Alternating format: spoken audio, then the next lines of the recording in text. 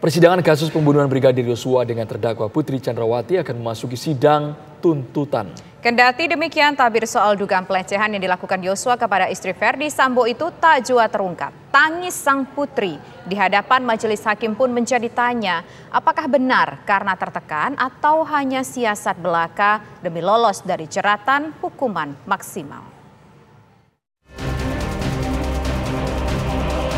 Persidangan kasus pembunuhan berencana terhadap Brigadir Nopriansyah Yosua Huta Barat terus bergulir di Pengadilan Negeri Jakarta Selatan.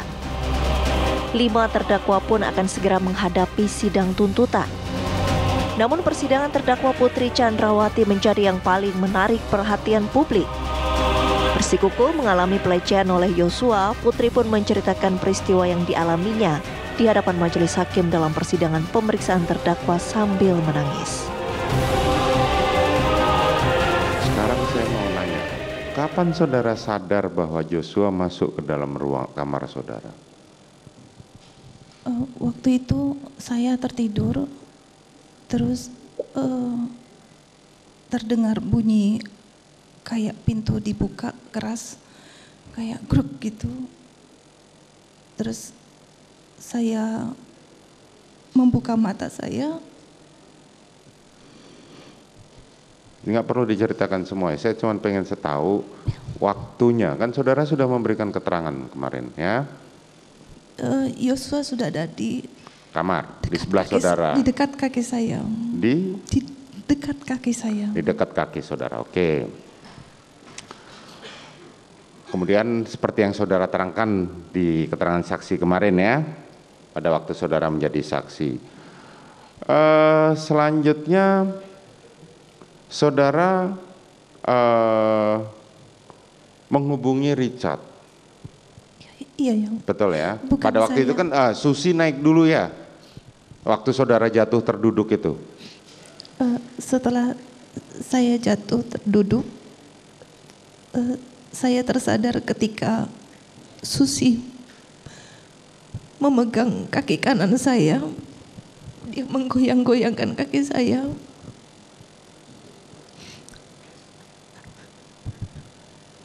Dia bilang, ibu.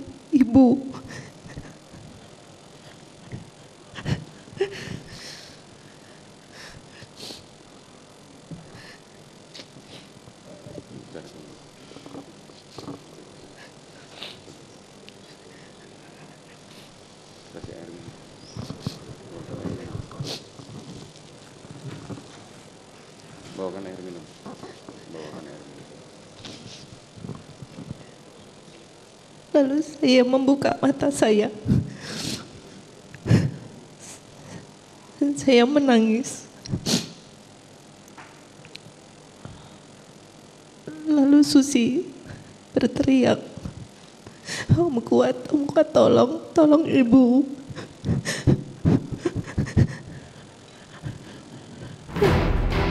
Kendati demikian, tangisan yang disajikan Putri di persidangan tak jua menguak fakta bagaimana peristiwa pelecehan yang dilakukan Yosua itu terjadi. Apalagi tak ada bukti yang mendukung pernyataan istri Verdi Sambo itu.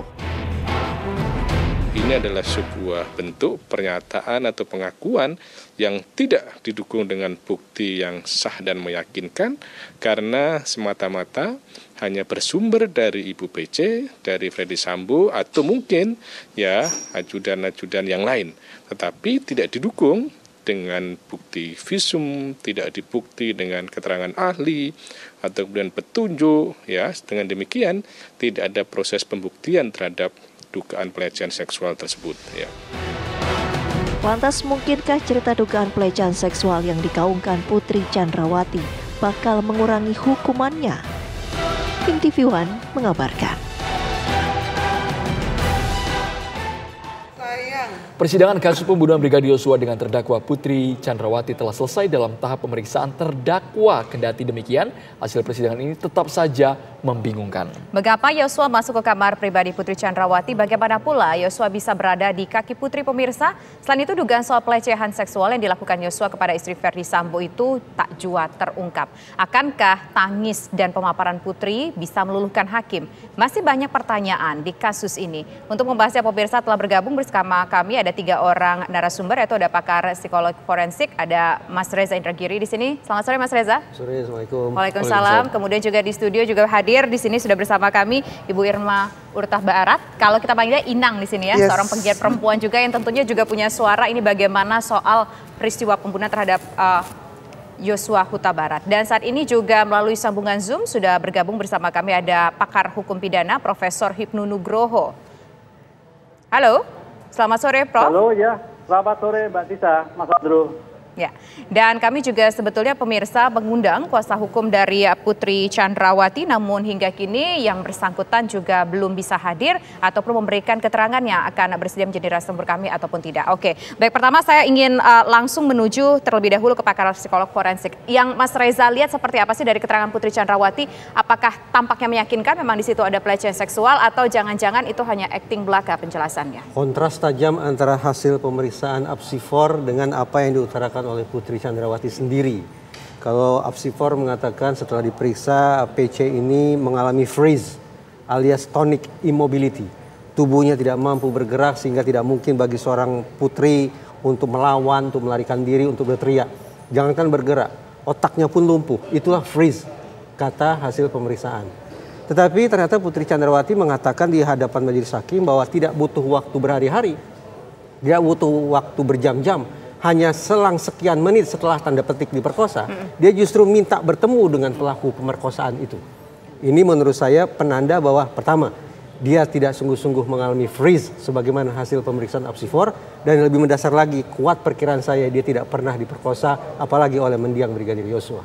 Tapi dalam persidangan tetes air mata tadi terurai di sana di hadapan majelis hakim, bahkan menceritakan dengan ekspresi yang menunjukkan kekagetan, sangat shock waktu Yosua tiba-tiba ada di dalam kamar, berada di dekat kaki Putri Chandrawati. Saya tidak lihai membaca air mata, tapi saya mencoba untuk menafsirkan kata-kata. Kalau kemudian kita coba simak perkataan Putri dari menit ke menit, dari jam ke jam, kita bisa saksikan betapa banyak hal-hal yang sifatnya kontradiktif satu sama lain. Contohnya, bahwa dia mengaku kepada majelis hakim tidak mau bercerita ke suami tercinta, bahwa dia sudah diperkosa. Tapi tadi saya katakan, selang beberapa menit setelah diperkosa, justru dia minta bertemu bukan dengan suaminya. Bukan minta bertemu dengan dokter, bukan minta bertemu dengan tenaga psikologi, minta bertemu dengan orang yang sudah memperkosa dia. Tidak masuk akal. Satu. Yang kedua, dia katakan bahwa dia berusaha untuk menenangkan Kuat Ma'ruf. Aneh, seorang korban perkosaan yang kita asumsikan mengalami guncangan yang hebat, justru tidak terlalu risau terhadap dirinya sendiri, tapi lebih memilih untuk menenangkan orang lain yang tidak ada sangkut pautnya dengan peristiwa pemerkosaan tersebut. Karena itu simpulan saya bahwa saya masih tetap yakin dengan pandangan pertama yang saya sampaikan di TV One sekian bulan silam. Oke, baik. Bahwa orang ini melakukan malingering, itu perkiraan saya, alias pura-pura sakit. Oke, baik. Nah sekarang Inang, kalau menurut Inang gimana sebagai kuasa hukum dari keluarga Yosua? Saya keluarga, saya sebagai aktivis ini melihatnya dari sisi perempuan. Tadi kan sudah dikatakan oleh Mas Reza bahwa ini seperti perkosaan tanpa korban, ya kan. Kita sudah berbulan-bulan membahas ini, tapi kemudian dihadirkan di pengadilan. Tidak berarti bahwa ceritanya berubah, tetap sama, banyak yang kontradiktif. Menyambung yang dikatakan oleh Mas Reza tadi, mana ada sih perempuan diperkosa memanggil pemerkosanya ke kamarnya. Lalu apa yang, nah saya malah tergelitik, apa sih yang dibicarakan 15 menit itu? Ditanya oleh hakim. Ternyata di kamar itu dia bilang, saya meminta Joshua untuk resign, mengundurkan diri. Orang diperkosa kok suruh minta mengundurkan diri? Itu lebih tidak masuk akal. Jadi tidak masuk akalnya itu berganda-ganda dan berlipat ganda, sehingga apapun yang diucapkan dari mulutnya itu hanya akan melilit dirinya sendiri. Kenapa? Karena perkosaan itu tidak pernah ada. Nggak gampang loh.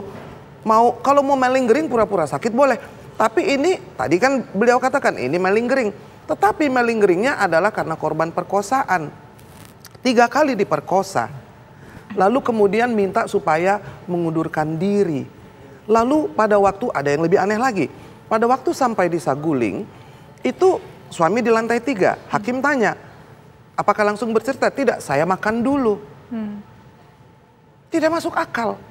Kamu berceritakan sesuatu, kamu diperkosa, lalu kamu mau makan dulu, lalu suami kamu juga nggak ikut nemenin makan, nggak mau nanya, yang mana lebamnya mama, yang mana lukanya, tidak ditunjukkan sama sekali. Lalu hakim menanyakan, apakah ada lebam? Ada yang mulia. Dilihat nggak sama suami? Saya malu. Itu doesn't make sense. Kalau ada yang malu, itu malu karena kebohongannya itu akhirnya sekarang terbaca seluruh rakyat Indonesia, bukan hanya perempuan saja. Oke, baik. Laki-laki pun juga kesal karena tidak masuk akal. Jadi kalau upaya itu diterus-teruskan, itu bukan hanya melecehkan akal sehat, tetapi juga jadi melecehkan hukum. Karena jangan lupa ya, kita harus ingat kronologisnya. Yang namanya PC ini pernah memberikan laporan palsu pada tanggal 9 Juli bahwa dia diperkosa oleh Joshua, dilecehkan di Duren 3. Ya kan? Laporan palsu itu dilaporkan oleh Kamarudin Simanjuntak. Artinya kita ini berhadapan dengan manusia yang berbohong sejak awal. Sebentar Inang, ini tudingan cukup serius karena kami terus mencoba untuk menghubungi pihak Putri Chandrawati, tapi sampai sekarang belum merespon. Narasi yang dibangun di dalam persidangan mengenai Joshua masuk ke kamar yang posisi pintunya seperti tidak terkunci karena bisa langsung masuk. Apakah itu narasinya semuanya tidak benar menurut Inang? Atau kan ini belum terbongkar sama sekali? Masih menjadi misteri sampai sekarang? Saya pikir sudah tidak ada lagi misteri kok dalam hal ini. Karena kita melihat kalau secara teknis saja tidak memungkinkan. Saya ingat kok, beliau mengatakan yang namanya predator pemerkosa itu harus tahu teritorinya ini aman. Di dalam teritori itu ada yang namanya Kuat, ada yang namanya Susi. Tidak sendiri, itu di rumah komandannya. Betul. Yang kedua, jadi dari soal itu, dari soal lokus tidak masuk akal. Dari soal relasi kuasa lebih tidak masuk akal lagi. Baik. Yang bisa itu adalah kalau dia betul-betul lagi sudah nggak bisa nahan, apalah konak istilahnya ya, itu dia kenapa nggak perkosa Susi saja gitu loh. Oke, baik. Ya kan, nah ini kalau menurut relasi kuasa. Jadi the whole story itu adalah nonsense, dan ketika itu dibangun di atas kebohongan, maka ini menjadi berlarut-larut. Sidang menjadi tidak menyentuh substansinya. Oke, baik. Baik, menurut Inang, sidang tidak menyentuh substansinya dan keterangan disampaikan oleh PC nonsense. Bagaimana menurut Prof. Hipnu? Haruskah atau sebaiknya kenapa di sini katakanlah hakim tidak melakukan penggalian lagi lebih-lebih lagi atau hanya mendengar suara dari PC saja? Iya, ini Mbak Tisa, Mas Andro, dalam hukum pidana kalau sudah masuk pembuktian itu teorinya adalah based on evidence. Artinya bukti yang disampaikan dalam persidangan. Sehingga kalau sampai bukti-bukti yang dalam persidangan terkait pelecehan, terkait perkosaan yang tidak reliable, ya, itu tidak mempunyai kualitas bagi pembuktian. Apalagi kalau kita masuk sampai mendalam tentang pelecehan, kita bukan perkara pembuktian pelecehan ataupun perkosaan, ini adalah perkara pembunuhan berencana. Begitu, ini yang harus kita judulnya seperti itu. Oke, kita sekarang mencari motif. Lah, motif di sini sampai sekarang tidak pernah memberikan suatu kejahatan sebagai bentuk reliable. Perkosaannya seperti apa tadi sampaikan Mas Reza, Mbak Inang. Buktinya apa? Visumnya seperti apa? Siapa yang mengeluarkan? Oke lah, kalau pelecehan misalkan. Oke, perkosaan tidak ada, tapi pelecehan. Terkait lebam, itu sangat mudah sekali. Kalau memang tidak ada visum, difoto, itu sudah bagian merupakan pembuktian. Kenapa tidak dilakukan? Nah, disinilah menjadikan lemahnya di dalam suatu konsep pembuktian untuk mencari motif. Sebagai bentuk based on evidence, itu agak sulit untuk dipertanggungjawabkan nanti di dalam suatu persidangan. Oleh karena itu, ya agak rumit Mas, ini menjadi permasalahan tersendiri. Itulah kelemahan-kelemahan yang terjadi dalam kasus kekerasan seksual ketika tidak segera dilakukan pemeriksaan visum.